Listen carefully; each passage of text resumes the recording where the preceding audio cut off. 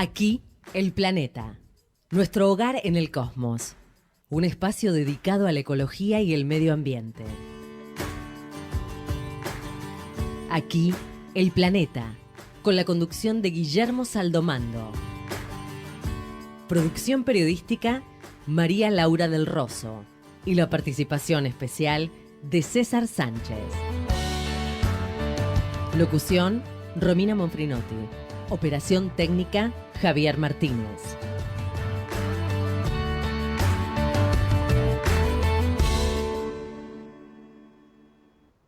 Hoy, más allá de la formalidad de rigor de las fechas arbitrarias, debería ser un día muy especial, simplemente porque se recuerda el Día Mundial del Medio Ambiente.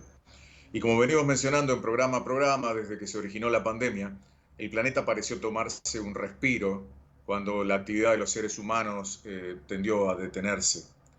Mejoró el aire que se respira y aparecieron especies que pensábamos extinguidas o escondidas y a resguardo del avance en su territorio de los Homo sapiens. En Internet están los videos y fotografías en diferentes latitudes del globo, incluidas muchas fake news o imágenes anacrónicas. Sin embargo, hace algunas horas, cuando preparaba el editorial del programa, una noticia alarmante me llevó a modificar y cambiar en parte el eje de mi mensaje. A medida que se abren las puertas y los seres humanos en algunos sitios regresan a lo cotidiano, se acentúa con firmeza la hipótesis de que cuando se levante la barrera, el escenario posiblemente sea igual o aún peor que antes de la pandemia. ¿Por qué digo esto? Porque me animo a afirmar que en muchos sitios la tregua con el entorno terminó. A las pruebas me remito. Rusia dudaba en declarar el estado de emergencia luego de miles de metros cúbicos, toneladas de combustible, de combustible fósil, de petróleo, se derramaban hace pocas horas en un río que iba al Ártico. Un cruel ejemplo de lo que le espera al Polo Norte a partir de los pronunciados deshielos y las rutas marítimas que a partir de este hecho se abren en el hemisferio norte justamente. Pero aquí en el sur, aquí abajo, como diría Mario Benedetti, también pasan cosas mientras la gran mayoría llevamos el barbijo como estandarte. En Brasil, en el Amazonas, la tala y el avance de las topadoras se ha incrementado con el COVID-19, mientras que en algunas provincias argentinas como Salta y especialmente Formosa, la deforestación continúa a pasos agigantados. Sí, escuchó bien, Formosa. El feudo del perenne Gildo y Fran, ejemplo del culto a la personalidad, demagogia y pobreza extrema. El Día del Medio Ambiente fue creado con el objetivo de concientizar a la población respecto de los cuidados del planeta, nuestro único hogar. Mientras este día siga siendo solo una postal en un imaginario almanaque o una fecha para postear algún emotivo video o fotografía alusiva, no aportará mucho a la causa. Dice el poeta que cuando uno está en el fondo del pozo solo cabe mejorar. Tal vez con la cuestión del cambio climático y el calentamiento global aún no hayamos llegado al fondo del pozo, pero les aseguro que ya se advierte el predecible final si no hacemos algo importante para amortiguar esa caída y el anunciado golpe final.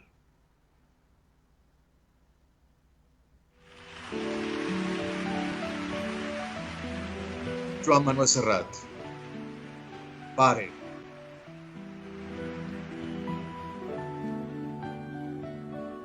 Pare, digueu-me què li han fet al riu, que ja no canta. Rellisca com un barret mort sota un pa d'escuma blanca. Pare, que el riu ja no és el riu. Ara, abans que torni l'estiu, amagui tot el que és viu.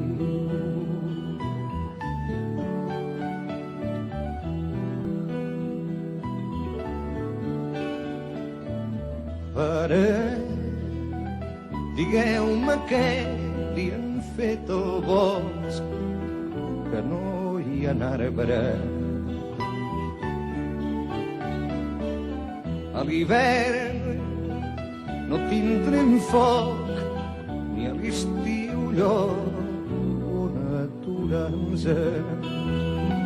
Pare, que el bosc ja no és el bo. Pare, abans de que es faci fos, tanquem la vida al rebot. Sense llenya i sense peixos, pare, ens caldrà cremar la barca. Hi haurà el blat entre les runes, pare, i tancar amb 3 panys la casa, i dèieu vostè, pare, si no hi ha pins no es fan pinyols, ni cucs ni ocells. Pare, si no hi ha flors no es fan abelles, cera ni mel. Pare, que el camp ja no és el camp. Pare, que el cel avui ens plou sang, el vent ho canta plorant.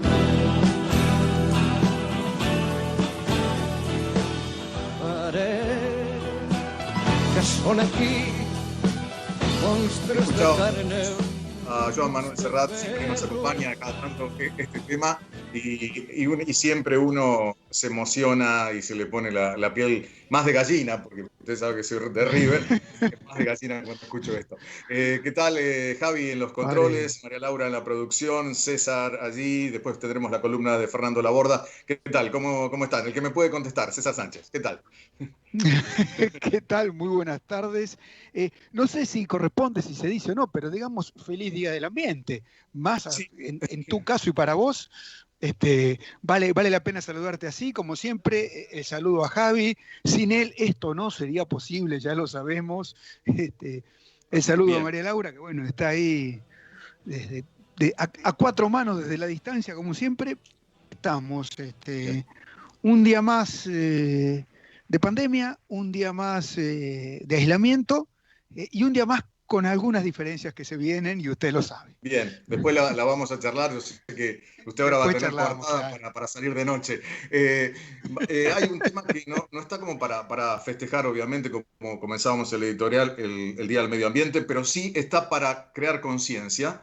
Y uno de los temas que nos llamó la atención es un centro de información ambiental que comenzó a establecerse como plataforma informativa. Lo más importante para resolver un problema es tener información y reconocerlo, así que nos parece una iniciativa interesante. Por eso llamamos a un viejo conocido, Sergio Federovisky, secretario de Control y Monitoreo Ambiental en el Ministerio de Ambiente y Desarrollo Sostenible, biólogo y periodista, colega también, periodista ambiental. Sergio, Guillermo Saldomando te saluda, conmigo César Sánchez, esto se llama Aquí el Planeta. Gracias por atendernos, ¿qué tal? ¿Qué tal? ¿Cómo estás? Muchísimas gracias por llamarme, al contrario.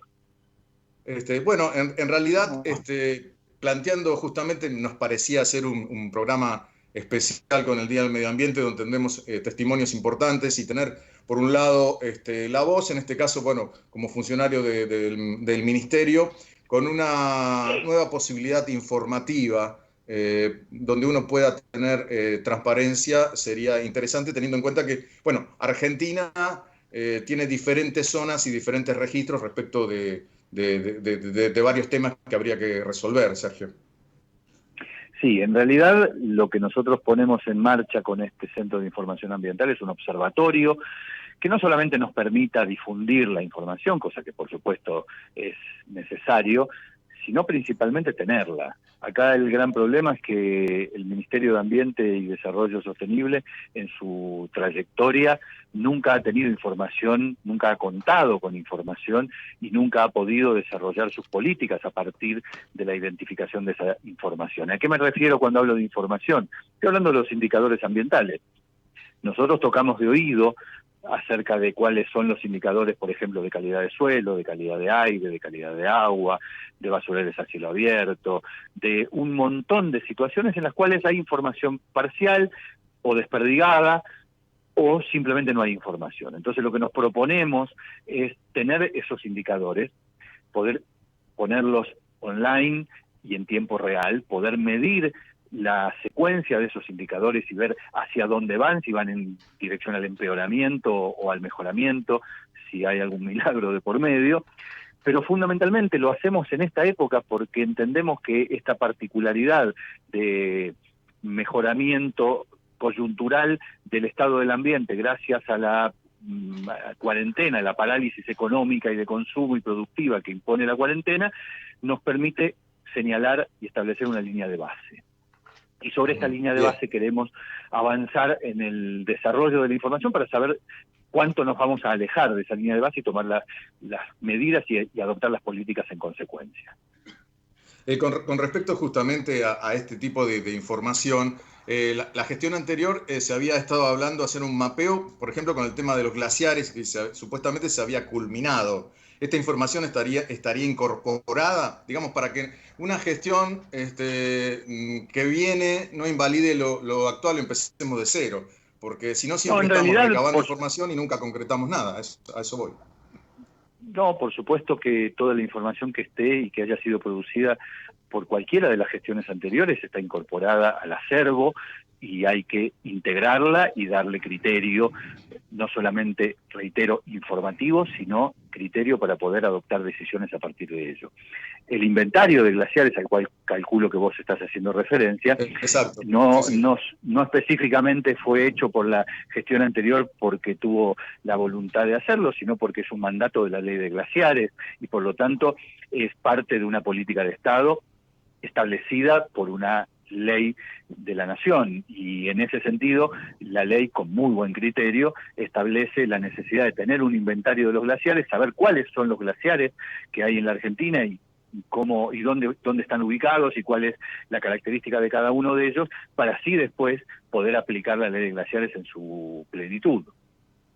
No, eso es seguro. Me refería porque eran los encargados de aplicar una normativa y sobre todo después de la polémica de lo que pasaba o que lo que había pasado en San Juan y algunos otros proyectos. Ahora bien, teniendo una ley de bosques nativos que se cumple a medias, por otro lado una ley con el tema glaciares también que se cumple sobre todo en debate con la cuestión de los periglaciares, en fin, y algunas informaciones respecto que se han aprovechado en algunas provincias justamente este parate para continuar la deforestación o ganarle territorio a los bosques nativos, como en el caso de Formosa, que está clarísimo, y también en Salta.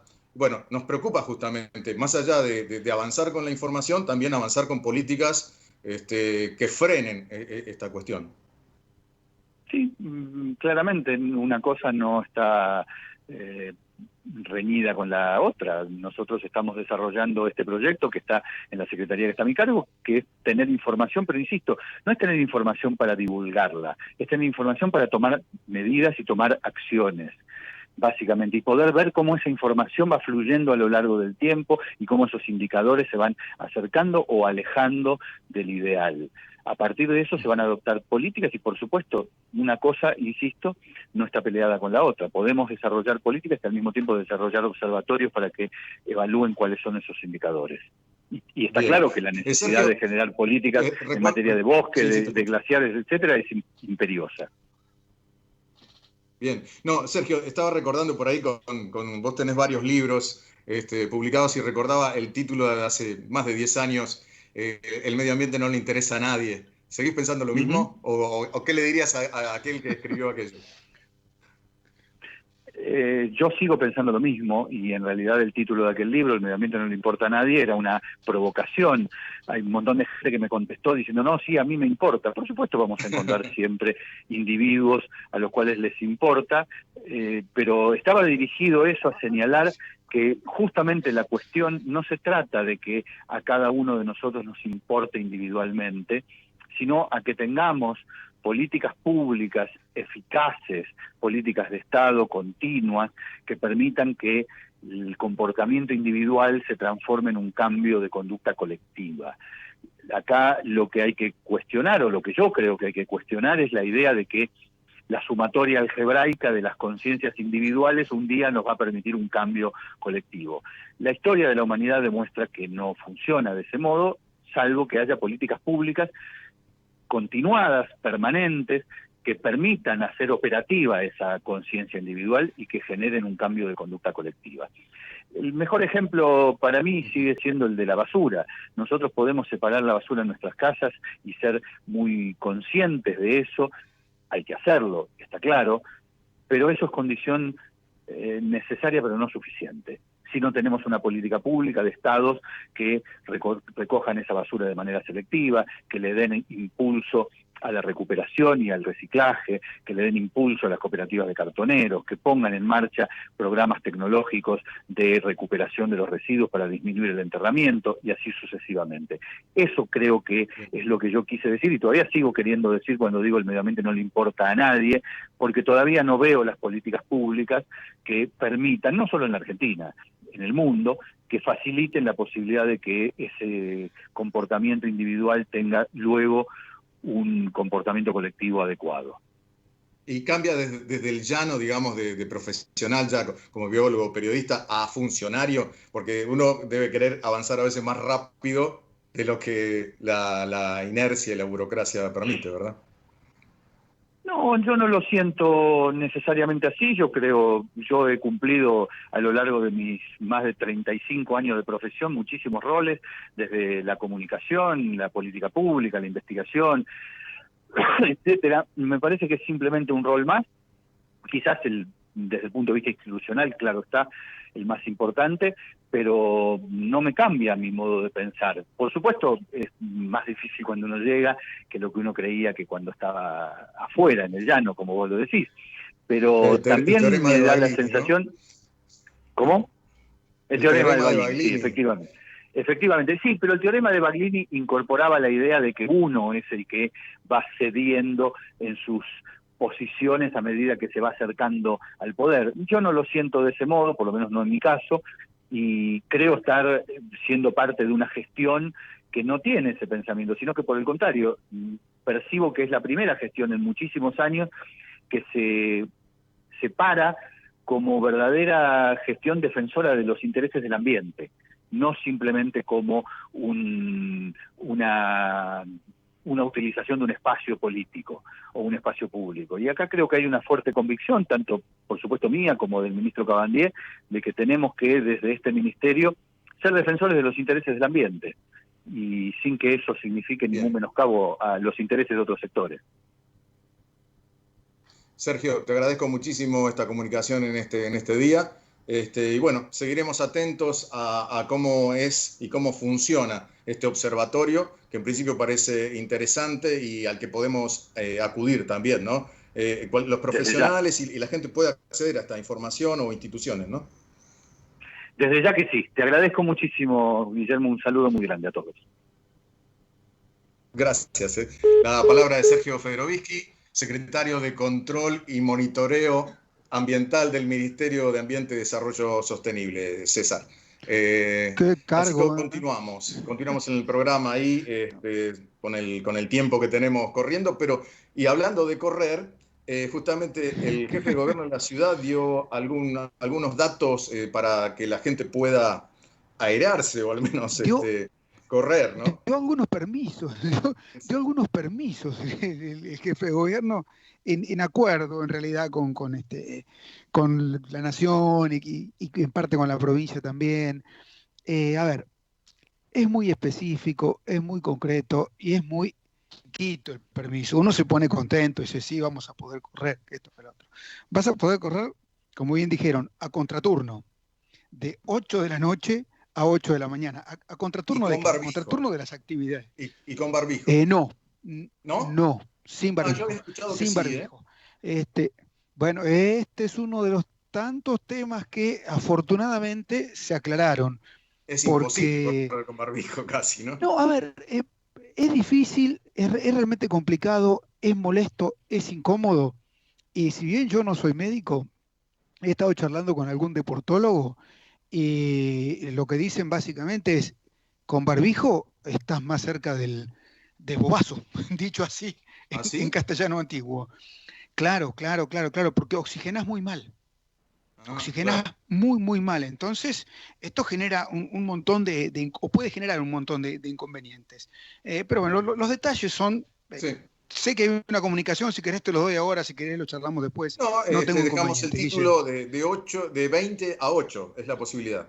De 20 a 8, se puede correr de noche. Bien. Así, pongámoslo. Se puede Igual correr me a preocupa la oscuras. seguridad, que es otro tema tangencial, ¿no? Ese Las es calles otro tema. Ese vacías, es otro tema en cuestión.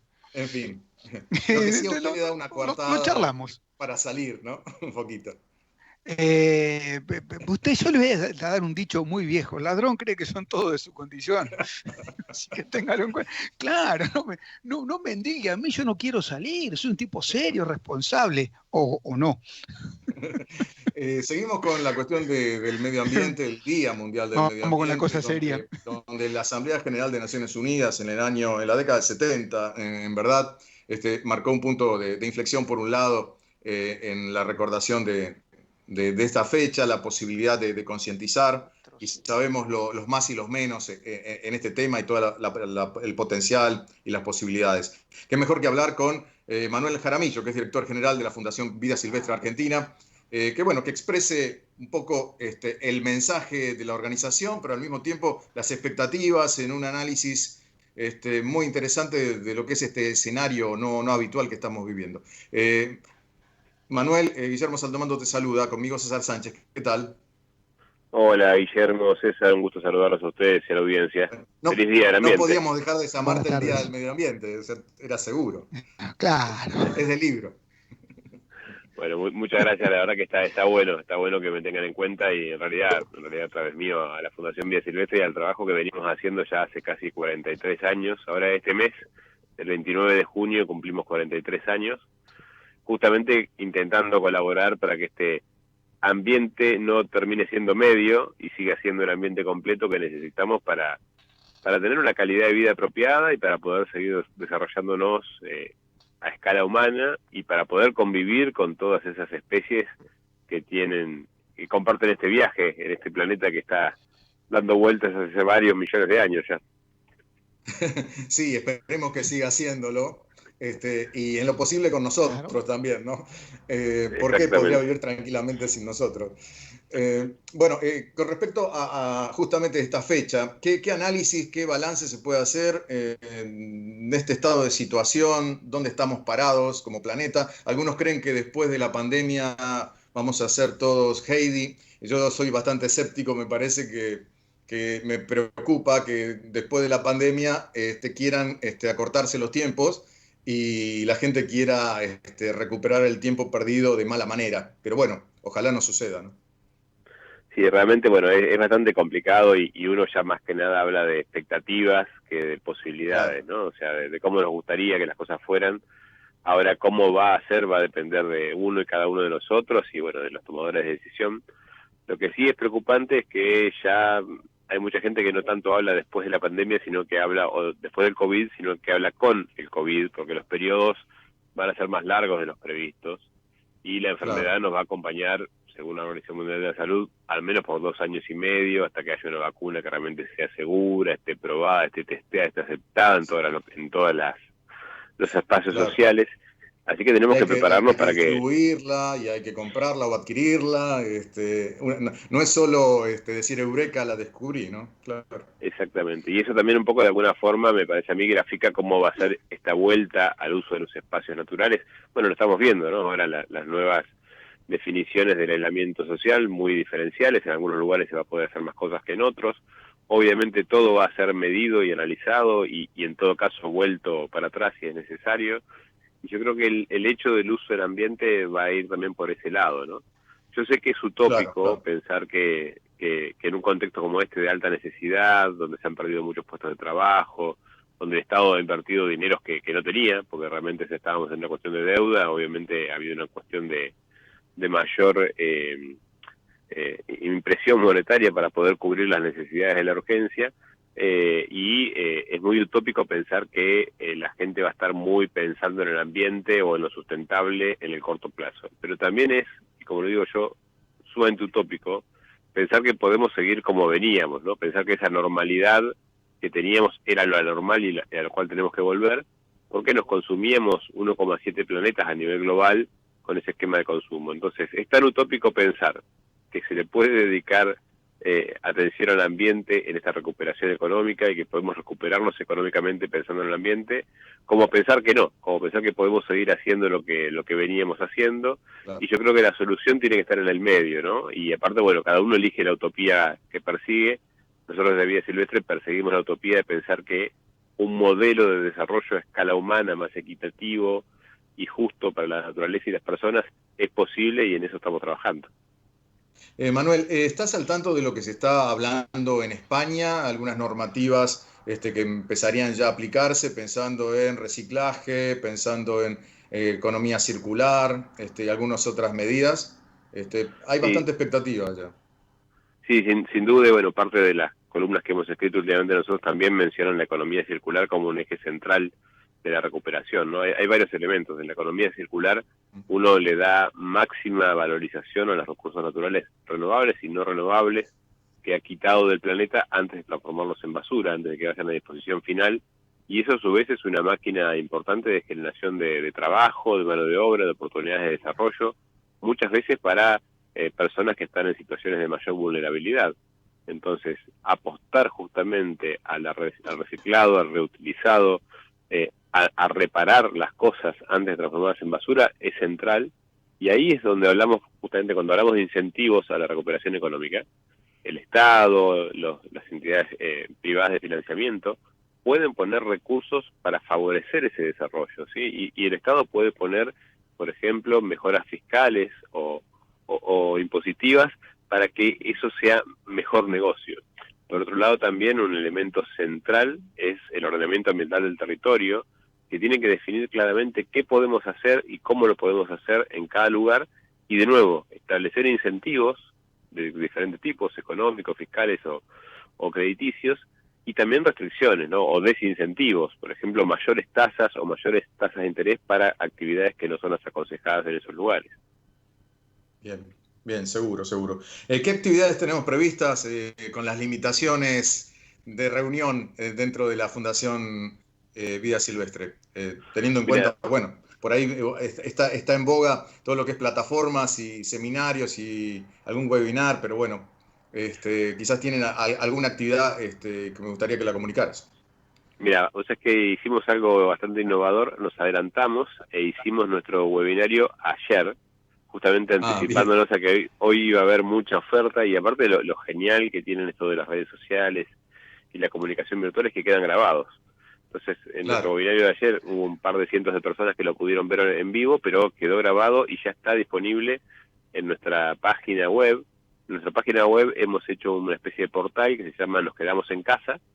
Han ido quedando grabados los casi 10 webinarios que hemos desarrollado ya en estas 3 semanas de pandemia, 3 semanas, no, perdón, 3 meses de pandemia, y Sí. donde justamente la posibilidad está para que la gente los vuelva a ver. Hay ofertas de reservas privadas que tenemos en Misiones y en Península de Valdés, hay uno vinculado a biodiversidad, hay otro de Antártida, hay uno específico de Yaguareté que hicimos con los amigos de Rey Yaguareté, está el de ayer que hicimos con el director ejecutivo de WWF Chile, justamente conversando sobre estos puntos que estamos hablando ahora, cómo debería ser la recuperación económica post pandemia.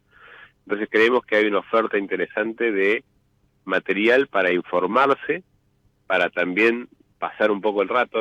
Sabemos, para muchos de los que estamos teniendo la enorme fortuna de seguir trabajando en formato home office o domiciliario, sabemos que la carga laboral ha aumentado, porque la hiperconectividad es mayor, porque hay mucha oferta de Sí. cosas para hacer. Sí, Pero sí, para aquellos que tengan la posibilidad de desconectar un rato y por ahí no sea su tema del día a día y quieran ver cosas ambientales, nos quedamos en casa dentro de www.vidasilvestre.org.ar. Hay muchísima información para pasar el día en el ambiente y conmemorarlo. Bien, perfecto, Manuel. Muchas gracias por esta comunicación y bueno, a seguir concientizando entonces, que es nuestra labor. Muchas gracias, ¿eh? Muchas gracias a ustedes porque siempre están y porque siempre lideran estos temas en la comunicación y es central. Aprendiendo y comunicándonos vamos a ser distintos a la hora de volver a usar el planeta. Un abrazo muy grande y feliz Es día la para todos. idea, es la idea, tratar de divulgar y aunque sea encender esa chispita de interés, ¿no? Para que la gente empiece a tomar conciencia, los que no tienen todavía o no han tenido tiempo de pensar un poco en la sustentabilidad del planeta. Gracias, Manuel. Un gran abrazo. Y bueno, continuamos en aquel planeta, 13:34, nos vamos a la tanda y regresamos porque César Me Sánchez parece nos va a que sí, contar ¿no? en detalle lo que tiene que ver con estos permisos para dar un poco de calidad de vida en una situación un poco compleja. Así que regresamos enseguida. Voy entrando en calor. Ecomedios.com AM1220. Estamos con vos. Estamos en vos. Gracias por quedarte en casa. Gracias por no ser familiero. Por el aguante de vivir sin fútbol. Por hacer que cada día sea distinto para los más chicos. Pero también gracias por salir y arriesgar tu vida para salvar muchas otras. Por ir al campo. Por llevar el trabajo a los más importantes. Por estar ahí, en la caja del súper, como si nada hubiese cambiado.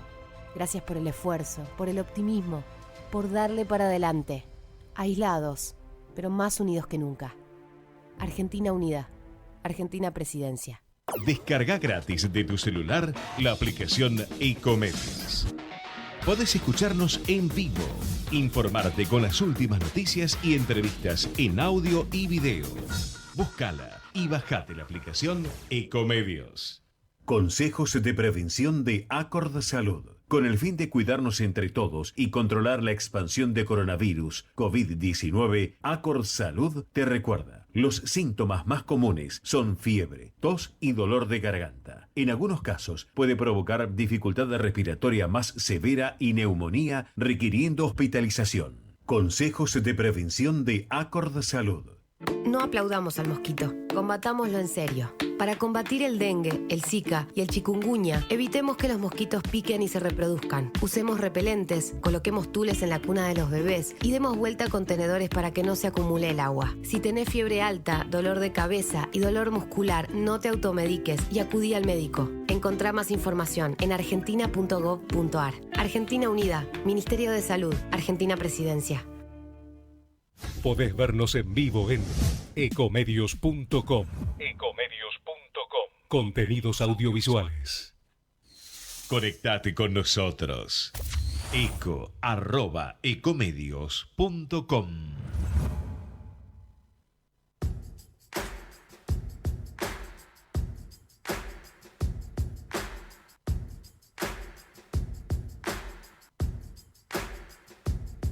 Pausa. Hemos recibido una comunicación de CAME, de la Cámara Empresarial, que está interesada por el medio ambiente, donde plantea algo realmente una propuesta puede ser importante, que los empresarios participen desde un futuro Consejo Económico Social, si es que se crea, con un área específica dedicada al medio ambiente, digamos, para hacer sustentable todo lo que es producción industrial. Así que la CAME nos ha enviado una información. Después, si tenemos tiempo, vamos a continuar desarrollando, o si no, podemos hablar con ellos en algún otro programa, porque es un tema que va a continuar, seguramente. César, tenés unos puntos muy respecto del running en la ciudad. Tengo muy breves puntos respecto de lo que se autorizó, lo que está proponiendo el gobierno de la ciudad, lo que está autorizando el gobierno de la ciudad. Uno dice running, pero no es solo running, es bajo rubro de ejercicio físico. Hablan de correr, caminar, bicicleta y rollers, que uno no lo tiene en cuenta por ahí, pero claro, se incorporan todas esas actividades. Todo eso entre las 8 de la mañana, perdón, entre las 20 y las 8, no entre las 8 y las 20, entre las 20 y las 8, o sea, a la noche, claro, a la noche, insisto, salida noctámbula. Y en lugares cercanos, no más ¿verdad? de 2 personas. Y en lugares de cercanía, ahí no está claro se habla de hasta 2 kilómetros. No está muy claro, pero lo que sí está claro es que no más de 2 personas juntas, con distanciamiento de 2 metros como mínimo entre ellas. Y estos 2 metros son equivalentes al codo a codo, digamos, ¿sí? Es muy común, era muy común ver correr a las personas con los codos prácticamente pegados. Bueno, esa distancia tiene que ser de 2 metros ahora. No hay especificidad en la información del gobierno de la ciudad sobre la distancia entre el corredor que te antecede o el que te precede, digamos, sino no hay información sobre eso. No sé si es así. Bueno, a ver, si observamos, los 10 metros están indicados en las zonas comerciales de los barrios donde se tomó la calle para circulación y están pintadas las huellas de las pisadas cada 10 metros. O sea, son 10 metros para cuando caminas. Claro. Cuando corres, dicen los médicos que la emisión de fluidos, lo que vos expirás cuando largás tu respiración, es mucho más potente que cuando caminás. Entonces, preventivamente hay quienes hablan de duplicar esa distancia. O sea, 20 metros, dale 20 metros al que va delante tuyo y que el que viene detrás venga 20 metros tuyo. Usted me lo saca el otro consejo en un segundo, varios metros de distancia. No, pero digo, a ver, tampoco hay que pensar que esto está pensado como competencia, de ninguna manera. Esto es actividad física recreativa, esto es intentar volver a la normalidad de la gente que entrena, ni mucho más ni mucho menos. Hay algunos detalles más como para cerrar esto. Se recomienda ir a los parques, pero van a estar cerradas, no se pueden utilizar esas postas aeróbicas que donde uno puede hacer ejercicios. Bueno, eso no va a estar abierto. Eso típico que has visto que la gente se para, que son como estaciones para ejercitarse, eso no va a estar abierto, eso no se puede utilizar y la verdad que está muy bien porque el metal es una zona absoluta de contagio. O sea, sería por el perímetro. Claro, la otra, no puedes subirte a un colectivo o a un subte para ir a correr a un parque. No puedes agarrar tu auto e ir a correr a un parque. Salí a trotar alrededor de tu casa. Esta es la idea. Es solo el recreativo, es solo esparcimiento, no es entrenamiento deportivo. Perfecto, clarísimo. Vamos ahora a la columna de Fernando Laborda con la comunicación responsable. En Aquí el Planeta, la columna de Fernando Laborda, comunicación responsable.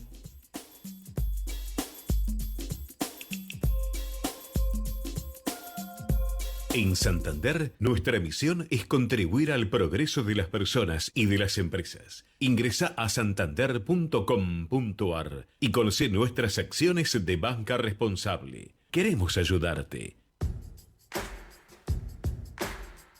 Y ahora sí, lo prometido, y sabemos que está Fernando allí en el Skype o en el teléfono, en verdad, y seguimos hablando del humo, del cigarrillo. Creo que tiene que ver con una comunicación responsable al respecto. Fernando, ¿qué tal? Buenas tardes. ¿Cómo estás? Muy buenas tardes, Guillermo, César, ¿cómo les va? Bien, aquí andamos. Sabemos que estás en una cruzada contra el humo del cigarrillo. Bueno, efectivamente, la semana pasada habíamos hablado de la conmemoración del Día Mundial sin Tabaco y me pareció, a partir de noticias muy interesantes que recibí a propósito de ese comentario, hablar de por qué la cuarentena puede ser una oportunidad para dejar de fumar. Esta pregunta disparadora forma parte de una campaña de la prepaga OSDE que ha lanzado entre sus asociados. Y básicamente trata sobre el impacto que tiene el tabaquismo en los pacientes infectados por COVID-19 y también sobre las técnicas que se podrían adoptar para combatir la ansiedad y el deseo de fumar en estos días tan particulares. No sé si muchos de los que nos están escuchando y que fuman se habrán preguntado si esta puede ser una oportunidad para dejar de fumar. Más bien me inclino por lo contrario. Creo que a muchas personas el encierro le genera ansiedad y eso lo lleva a fumar más. Pero digamos, primero recordemos que el tabaco mata a más de 8 millones de personas en todo el mundo, 7 millones por efecto directo y otro millón por ser fumadores pasivos. Y yo diría que si las razones para abandonar el cigarrillo, si esas razones no son suficientes, el coronavirus nos regaló una nueva razón. En abril, la Organización Mundial de la Salud comprobó la existencia de una mayor relación entre el tabaquismo y el COVID-19. La evidencia demuestra que, al igual que en otras infecciones respiratorias, quienes tienen esta adicción de fumar integran los llamados grupos de riesgo y poseen más probabilidades de desarrollar un cuadro grave cuando se infectan por coronavirus que cualquier otro paciente no fumador. ¿De qué trata esta campaña que está haciendo OSDE para dejar de fumar? Primero, recurriendo a la médica especialista en toxicología, Silvia Cortese, se señala que las personas pueden transitar estos días peculiares bajo dos miradas distintas. Como el peor momento para abandonar el cigarrillo, ya que se encuentran en una situación de gran estrés, o por el contrario, como una buena oportunidad para comenzar un estilo de vida libre de humo. Y hay tres razones para dejar de fumar en estos momentos. Primero, tener en cuenta que el cigarrillo es un hábito social. Entonces, si lo que más nos cuesta es dejar el cigarrillo social, es decir, fumar cuando estamos con gente, este momento en el que estamos solos, o mucho más solos en nuestras casas, es un momento ideal para abandonar ese hábito social. En segundo lugar, una razón para dejar de fumar es que hay escasez de mercadería, hay escasez de cigarrillos, y también cuesta más aproximarse a comercios, a kioscos. También, claro. ¿Sí? Entonces, esa es una buena razón. Y la tercera es reflexionar, ser conscientes de que el tabaquismo agrava los cuadros de infecciones respiratorias y nos hace personas de mucho más riesgo frente a infecciones como el COVID-19. ¿Cómo manejar la ansiedad durante el encierro sin recurrir al cigarrillo? Acá hay una serie de consejos muy interesantes de esta campaña. Primero, caminar adentro del lugar donde vivimos. Segundo, tener una rutina diaria de actividad física. Tercero, armar una planificación de las actividades que vamos a desarrollar cada día y diferenciarlas bien de lo que vamos a hacer el fin de semana, por más que todos los días nos parezcan iguales. Cuarto, darnos una ducha. Y quinto, tomar mayor cantidad de líquidos. En síntesis, mantenernos ocupados nos aleja del cigarrillo. Y por último, se puede recurrir a otras técnicas para terminar con la adicción al cigarrillo. Una es, según OSDE, no tener los cigarrillos al alcance de la mano. Por ejemplo, guardarlos en un lugar como el auto, para que fumar no sea un acto automático y tengamos que molestarnos en ir a buscar los cigarrillos. En segundo lugar, no fumar adentro de la casa. Mentalizarnos, no hay que fumar adentro de la casa. Esto nos va a obligar a salir fuera del hogar para tener que fumar y por ahí también nos coarta ese deseo. Y por último, no despreciar la posibilidad de disminuir el número de cigarrillos. Empezar a decir, fumo determinada cantidad de cigarrillos o no fumo más de tantos cigarrillos por día. Podría ser una buena estrategia para motivarnos sin dejar de fumar por completo. Los economistas dirían, ¿política de shock o gradualismo? Exactamente. Las dos alternativas son válidas según los especialistas. Fernando, te agradecemos muchísimo esta comunicación y bueno, un buen fin de semana libre de humo para todos. Buen fin de semana. Nos reencontramos el próximo viernes. Las palabras de Fernando Laborda, entonces, en su columna. César, en la continuidad del programa, antes de ir a la movilidad sustentable, quería remarcar, había una consulta sobre lo que había pasado en Rusia. Específicamente, Rusia declaró la emergencia. Putin aparentemente estaba haciendo lo que decía su apellido, porque estaba protestando porque no le avisaron a tiempo, justamente, en la localidad cerca, digamos, del Boreal, en la zona del Ártico, desembocadura de un río, justamente al mar Ártico, una central termoeléctrica que, por determinadas cuestiones, al río fueron 21.000 toneladas de petróleo, algunos hablan de otro combustible fósil, así que eso en una gran mancha en el estuario. Tremendo. Tremenda, y se debió declarar la emergencia. La verdad que la Unión Soviética y su derivado Rusia siempre suelen ocultar información. Bueno, no es exclusivo solamente de este país, ¿no? Tenemos el ejemplo de China. No es claro. Pero bueno, Sí, el sí, tema de no llegar con tiempo a la información... Más cerca también, ¿eh? Sí, totalmente. Y produce justamente este tipo de crisis ambientales que van a demorar muchísimo en poder resarcir el daño ambiental. Y hay otro peligro, con el deshielo, como decíamos, en el polo, en el mar Ártico, se han abierto rutas marítimas. O sea, lo que antes el invierno impedía porque se congelaba todo, ahora las navieras han visto que hay una ruta mucho más cómoda en el hemisferio norte, desde Asia, Europa, hacia el continente americano. Claro, bien por arriba, digamos, bien por arriba, es mucho más cerca. Mucho menos recorrido, y con la complicación esta, ¿no? Sin duda. Sin duda. Eso puede ser riesgoso. Con respecto a movilidad sustentable, nos había quedado la cuestión del camión ese medio esotérico. El camión extraño. El camión que no sabemos es un camión, digo, a ver, qué sé yo, es un vehículo que la particularidad es que no tiene chofer. Es totalmente autónomo, ¿sí? Funciona solo, no tiene conductor, pero no tiene conductor montado en la cabina porque no tiene cabina, y tampoco tiene conductor a distancia. Simplemente se lo programa y el muchacho va con su tonelaje gigantesco a donde deba ir.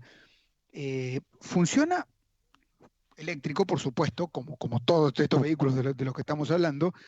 Tiene una particularidad, es de altísimo porte, o sea, un camión de muy pesado, y le permite llevar tanto peso. ¿Por qué? Porque lo que llamamos el chasis del camión, lo que técnicamente se denomina tractor, que es esa parte del vehículo que tracciona justamente todo el elemento de carga, todo el elemento de arrastre, recibe también parte del peso. Si uno ve un camión de los convencionales, de los comunes, parte del peso de la carga va solamente en el eje de atrás de lo que sería el chasis del camión. Pues bien, este no, como no tiene cabina, como en la parte frontal es muy finita, parece una L, resulta que el eje delantero también recibe carga. Esto genera una gran ventaja en la distribución de las cargas justamente en el vehículo, y que además es totalmente eléctrico. Diseño ruso, de un estudio ruso dedicado a este tipo de cuestiones, con una evolución en el diseño espectacular. Si tengo que hablar del estudio ruso, que no lo voy a hacer, me hace acordar a la Bauhaus alemana de la década del 30. De ese nivel de diseño estamos hablando. De ese nivel de diseño estamos hablando. Seguramente vamos a avanzar con otros temas de movilidad sustentable. Ahora tenemos en línea a Hernán Giardini, coordinador de la campaña de bosques de Greenpeace Argentina. Queríamos llamarlo porque estamos haciendo un programa especial con el Día del Medio Ambiente. La idea de llamar a voces que puedan concientizar, de hacer un análisis respecto del estado de situación. Y bueno, Giardini es habitual que hable con nosotros en el programa, así que lo saludamos. Guillermo Saldomando está aquí junto a César Sánchez. ¿Qué tal? ¿Cómo anda? Buenos días, un gusto hablar con ustedes. Hola. Bueno, queríamos saber respecto a algún artículo, algún texto que había salido, ustedes planteaban que es ahora o nunca. Y bueno, eso es movilizante como título, y quería ver si nos podías explicar en pocas palabras en qué sintetiza este documento de Greenpeace. Pero básicamente la situación de crisis climática, que es evidente que estamos sufriendo, ya estamos viendo las consecuencias del cambio climático que se predecían hace 10 años por parte de la comunidad científica. Hablamos de inundaciones, de sequías, de obviamente la extinción de especies. Esto está llevando también a una crisis de biodiversidad muy importante, ¿no? Una extinción masiva de especies que en nuestro país se ve claramente, como por ejemplo con mamíferos como el yaguareté, que quedan cerca de 200 ejemplares nada más, y muchísimas otras tantas especies que están al borde de la extinción. Pero además de la crisis climática y de biodiversidad, tenemos una crisis sanitaria que resulta más que evidente y que nos pone en una situación en la cual nada nos garantiza que no tengamos en el corto plazo una nueva pandemia, ¿no? La situación de las pandemias y de las enfermedades relacionadas con no solo la deforestación, sino también el consumo de animales salvajes nos pone en una situación de realmente preocupación y jaque, y que nos permite también reflexionar acerca de cómo vamos a vivir el mundo post pandemia, y que si seguimos haciendo lo mismo vamos a tener las mismas consecuencias, ¿no? Así que Seguro, la situación ya de lo cambio dijo un gran científico. es urgente. Si hacemos siempre lo mismo, no esperemos nuevos resultados, ¿verdad? Exacto, sí, la verdad que, o sea, nos preocupa que básicamente se siga pensando en continuar igual, ¿no? Y que obviamente vemos también que durante la cuarentena hay un montón de actividades que siguieron, actividades que inclusive dañan el medio ambiente, como por ejemplo la deforestación, que continuaron como si nada. Entonces, Formosa, por ejemplo, ¿no? En Formosa. Sí, en Formosa y Santiago del Estero, fundamentalmente, Formosa, Santiago del Estero, Chaco, Salta. La verdad que los desmontes continuaron, y comparado al año pasado tenemos prácticamente la misma cantidad de hectáreas. Entonces estamos en una situación en la que la cuarentena no frenó la expansión de eso, pero tampoco frenó la expansión, por ejemplo, de la exploración petrolera en el mar argentino, tampoco frenó otro tipo de cuestiones. Quizás lo que más se vio fue la contaminación en las grandes ciudades, que sí disminuyó por el menos uso del transporte, ¿no? Del transporte y la menos movilidad.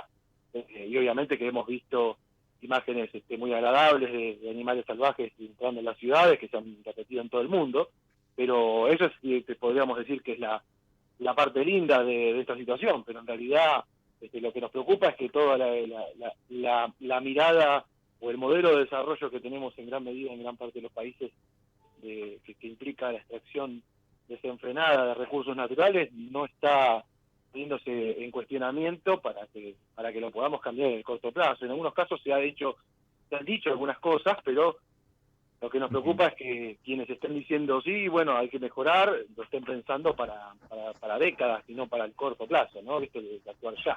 Sí, en realidad hay una tregua obligada, y yo sostenía en el editorial en el comienzo del programa que para mí la tregua terminó. O sea, veía las noticias de lo que había pasado en Rusia, lo que ustedes decían en el mar argentino, de la deforestación, no solo en las provincias argentinas, en el Amazonas. O sea, yo creo que hubo una tregua obligada, y lamentablemente esa tregua va a ir siendo más laxa en cualquier momento.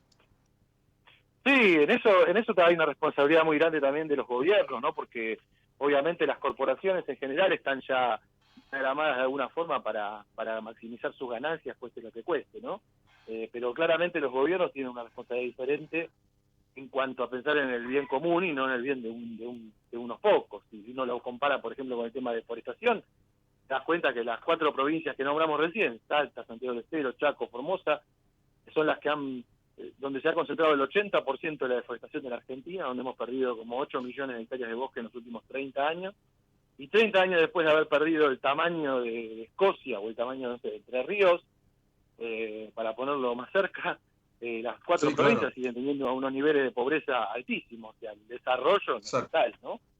El desarrollo fue para algunos grandes terratenientes. Y además de certificación en muchos lugares, las inundaciones o por supuesto, desalojo de las comunidades, inundaciones que se repiten verano a verano en el norte. De hecho, es impresionante, en los últimos 6 años hubo inundaciones en estas provincias de manera mucho más fuerte que las que tenían y mucho más periódica, ¿no? De hecho, hay estudios del INTA, el Instituto Nacional de Tecnología Agropecuaria, no es un instituto ecologista, es un instituto que está formado para la producción agropecuaria y para el desarrollo productivo, ¿no? Y el mismo instituto dice que una hectárea con bosques absorbe 10 veces más que una hectárea con soja en una hora de precipitaciones, ¿no?